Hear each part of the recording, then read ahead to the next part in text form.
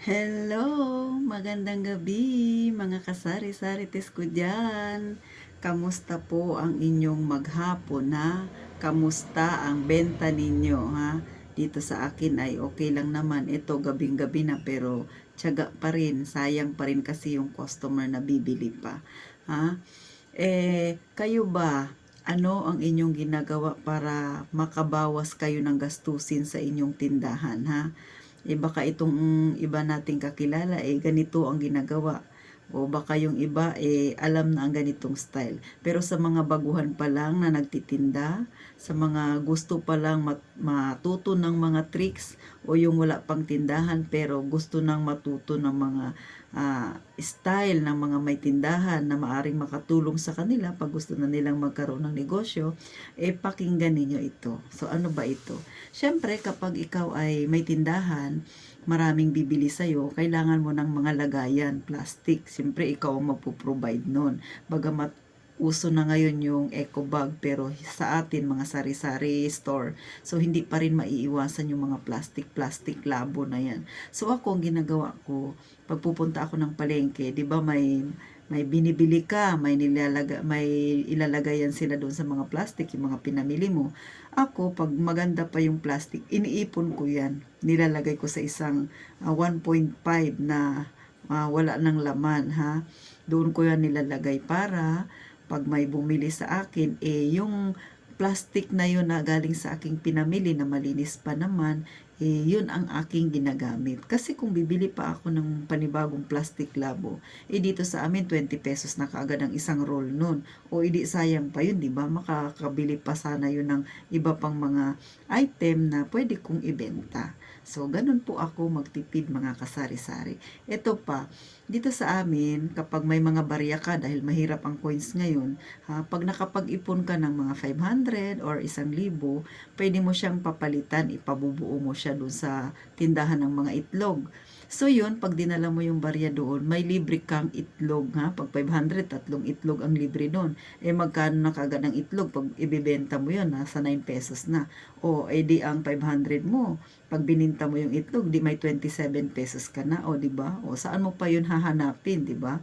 Nagdala ka lang ng barya, kumita na yung iyong barya ng 27 pesos. O, meron din dito sa amin, bakery naman, magdadala ka ng barya, may libre siya na tasty bread, ha? Large yun na tasty bread. O di sayang din yun, di ba? O may agahan ka na. So, kailangan lang nating maging mapamaraan, ha? Maraming mga libre dyan, ha? Mga kasari-sarites. Kayo ba?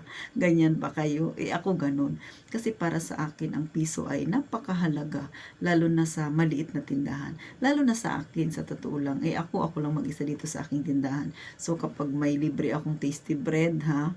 Aba, simula agahan hanggang kinabukasan ko na yung kain ng tasty bread, o di ba? Kaysa bibili pa ako. Ibawas na yun sa aking gastusin. Meron pa.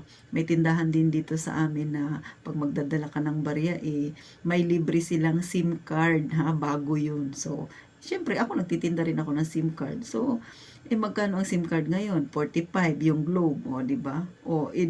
Minsan sa 100 kasi na tagpipiso, isang SIM card yun. Kung makadala ka ng 500, o di 5 SIM card yun, magkano ang tinubo ng pera mo, o di ba?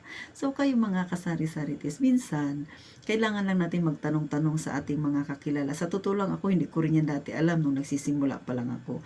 Pero habang tumatagal ka sa pagtitinda, marami kang nalalaman na paraan. So ito, sinishare ko sa inyo, ha, lalo na sa mga wala pang tindahan na nagbabalak pa lang magtindahan.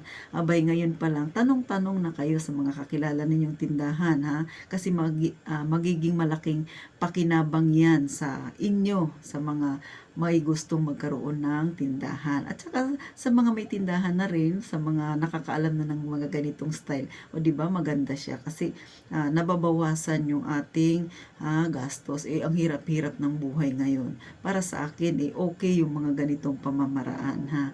So, Paano? Sana nabigyan ko kayo ng mga simpleng tips ha, nakapakipakinabang. O di ba? Masasabi nilang tayo ay kuripot. Ay, proud ako ha, mga kasari-sarites ha.